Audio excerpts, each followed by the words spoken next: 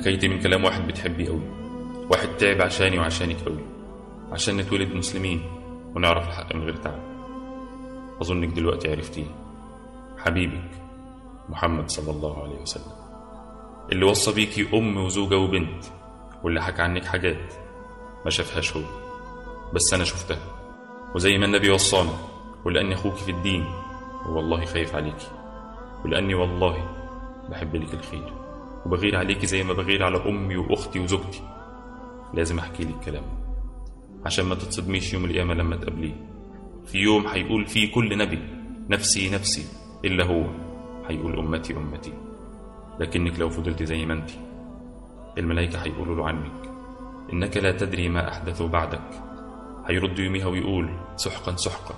ساعتها مش هيكون فخور بيكي، مش هيكون عايز يشوفك، لأنك ما سمعتش كلام ربنا ولا كلامه، ما قدرتيش تعبه وتعب أصحابه وجهادهم واستشهادهم عشان الدين يوصل لك. عشان كده هو قبل ما يموت حكى لهم عشان هم يحكوا والحكاية توصل لزماننا، فاحكيها لك ويحكوها لك عشان ما يكونش ليكي حجة يوميها وتقولي محدش قال لي. عشان كده حكى لهم عن بنات محجبات ومش محجبات، وصفهم في حديث وقال سيكون في آخر أمتي رجال يركبون على سروج كأشباه الرحال. النبي هنا بيوصف رجالة زمانه هم راكبين عربياتهم ورايحين يصلوا، ينزلون على أبواب المساجد، نساؤهم كاسيات عاريات على رؤوسهن كأسنمة البخت العجاف، يلعنوهن فإنهن ملعونات. انت عارفة النبي قال لي عن الكاسيات العاريات؟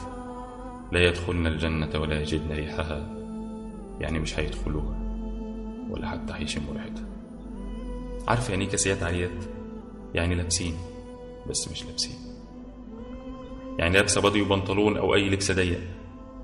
عارفة يعني على رؤوسهن كأسنمة البخت؟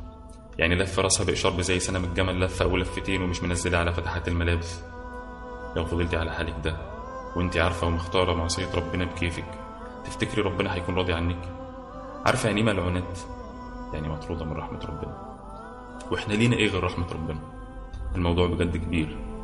كم مرة كنت سبب في ان الشباب يعصوا ربنا ويبصوا عليك؟ كم واحدة شافتك فقلدتك وافتكرت ان ده حجاب؟ يا ترى رأي النبي فيك ايه؟ لو النبي عايش وواحد راح يستشيره عشان يتجوزك، تفتكري هيقول له اتجوزها؟ ولا هيقول له زي ما قال زمان فاظفر بذات الدين؟ السؤال ده انت تجاوبيه مش انا.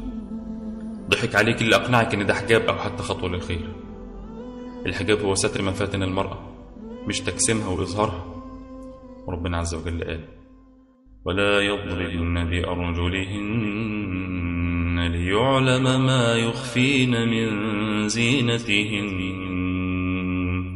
وتوبوا إلى الله جميعا أيها المؤمنون لعلكم تفلحون. خدي عزيمتك من أجمل معنى حب في قلبك، حبك لربنا.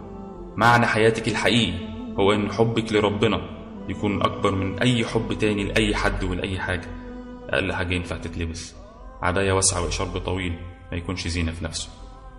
انزل اشتري لبس ينفع تقابلي بيه ربنا، لأن الوقت مش في صالح أي حد.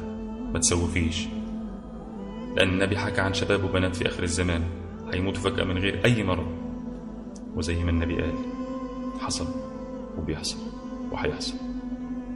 ما تأخريش لحظة، لأن اللحظة بتفرق.